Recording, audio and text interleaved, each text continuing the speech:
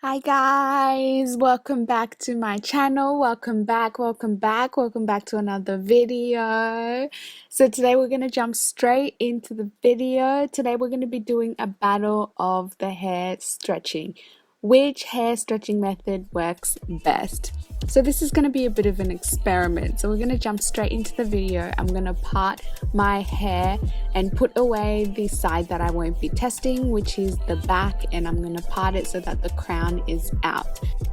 Then I'm going to separate my hair into 3 parts, which is my test parts.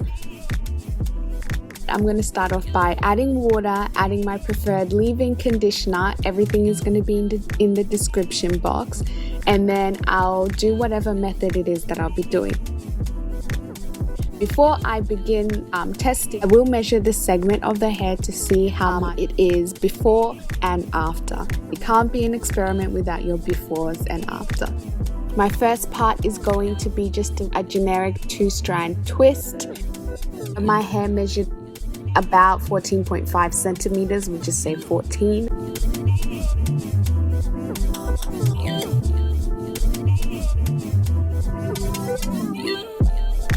You guys have seen me do this a lot. I'm not too sure what happened today or while I was filming this. It just didn't turn out very well. I wasn't very impressed with it, but anyway, I had to move on. It was late. Second part of the hair, we're going to be measuring it, and my hair measured to be around 17 centimeters. And this is the part that we're going to be doing just your generic braid, so a plait, if you want to call it that. Just a nice tight braid. This is what I usually do when I really want a full afro. I'm going out places and I really want to stretch my hair out. Then again, on the third part, we're going to measure it, and it's measured to be approximately 16 centimeters. Now guys, bear in mind, some parts I was stretching more than others. I did realize that my measuring was not the best here. And for this part, I will be using crochet cotton. I just got this at my normal $2 shop. You can try any $2 shop that you know in your country, or any sewing or craft store like Lincraft in Australia or Spotlight. So I'm just going to show you the difference between the two, between yarn and crochet wool. So it's a lot smaller, it's about half the size, and it's less fuzzy.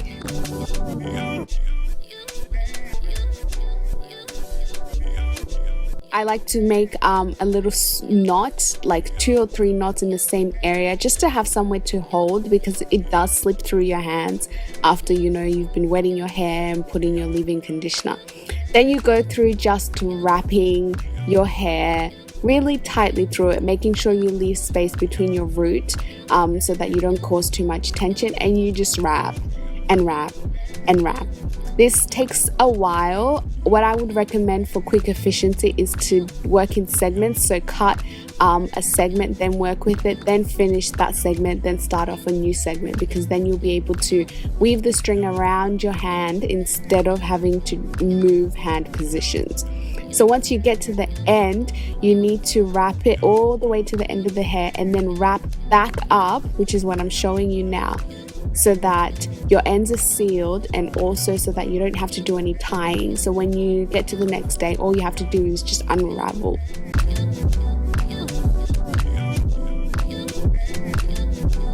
And that's what it ends up looking like. So it's the next day, it's actually the next afternoon.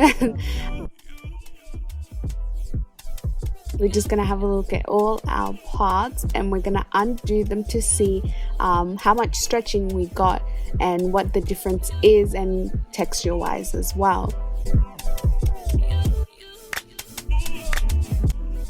So as we can see, with the 2-strand twist, mine wasn't too good. That's why there's not much definition of the curl pattern there.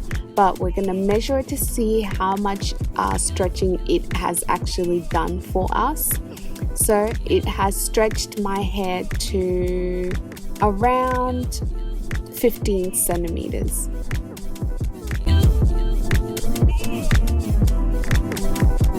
Then we're going to undo the second part of the experiment, which is the braid, and the curl pattern there is actually very, very nice.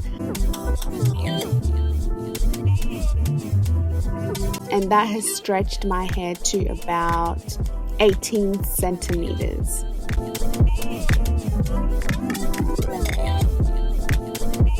You compare the two, obviously you can see that the braid can stretch the hair a lot more than what a two-strand twist can do, which was obviously expected.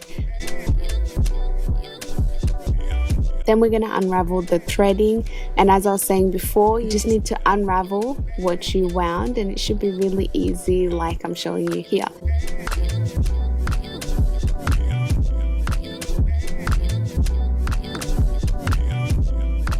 So this is the hair. We're just going to measure it and see how much stretching we got from the thread. Obviously the longer you have it in, the longer it will have stretched, but my hair has been stretched to approximately 19.5 or 19 centimeters.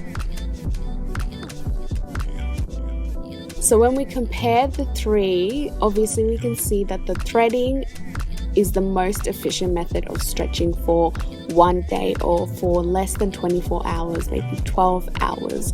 You can see here that it's pretty much like a gradient, which is obviously what we had expected.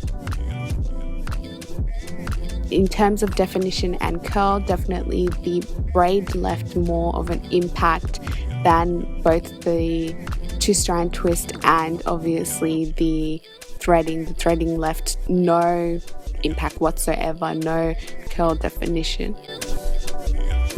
So while I tie my hair, we're just going to have a comparison of the results that we gathered. From the results obtained, we can see that with the two-strand twists, we did have a growth of around 0.5 to 1 centimeters, which is pretty good considering that I expected that my hair would not change at all with the two-strand twist. As compared to the braid, we can see that the hair grew by about a centimeter as well, if not a centimeter to 1.5 centimeters, depending on how much you pull or don't pull your hair.